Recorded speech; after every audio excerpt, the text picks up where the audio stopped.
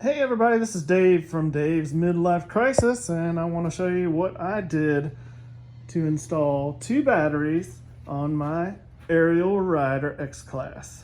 Okay, to get started, this is obviously what it looks like when it's done. We've got the stock 18 amp hour battery, and then the new battery that I added is right here, and that's the 20 amp hour battery. It's very easy to install. I'm going to show you a screenshot of it. I ordered it on eBay. They come in different amp hours, but it's a 52 volt, 20 amp hour. It does attach with the water bottle holder type screws at this part of the battery. And then there's a screw hole in the front as well that I used to attach it. So I used one in the front and one of the screw holes for the water bottle type. As you can see, it's coming through the top right here. Attachment to attach the battery. What you're gonna need to do is take your seat off. There's 4 screws. Take your seat off. That way you can mount the battery bracket onto the bottom of your rack back here.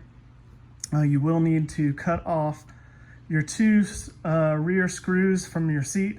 I would leave about 1/4 of an inch so they can fit through the hole so it doesn't slide sideways at all, but you will not be able to put the nuts on the bottom of your seat again, which is not a big deal. It's nice and sturdy, no problem.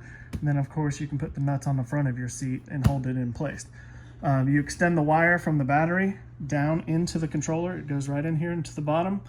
Open up this cover, connect everything with your battery blender, which is just plug and play. It takes about literally a minute to plug in. Put the cover back on and you're good to go. There's also 2 water bottle screws here on the frame, and I'm gonna get a couple of pipe clamp holders, and I'm gonna mount that wire right there so it looks nice and fresh and factory made and all that. And that's it. Now I can get about 100 miles to a charge on my Ariel Rider, and I did it for about 500 bucks. A new battery alone is $800 for this bike. So the battery cost me $375, and the Spark Cycles battery blender cost me $150.